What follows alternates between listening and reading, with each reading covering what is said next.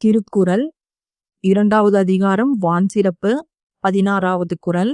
விசும்பின் துளிவீழின் அல்லால் மற்றாங்கே பசும்புல் தலை காண்பதரிது.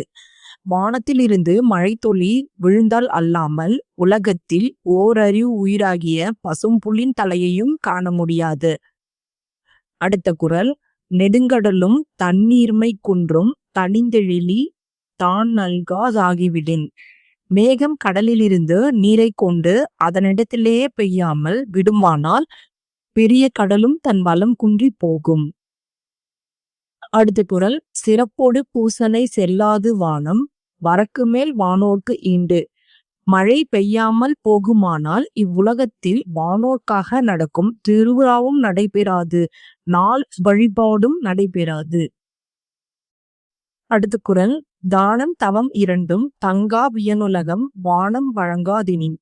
மழை பெய்யவில்லையானால் இந்த பெரிய உலகத்திற்கு பிறர் பொருட்செய்யும் தானமும் தம் பொருட்செய்யும் தவமும் இல்லையாகும். நீரின்றி அமையாது உலகெனின் யார் யாருக்கும் வானின்றி அமையாது ஒழுக்கு. எப்படிப்பட்டவர்களுக்கும் நீர் இல்லாமல் உலக வாழ்க்கை நடைபெறாது என்றால் மழை இல்லையானால் ஒழுக்கமும் நிலை பெறாமல் போகும்.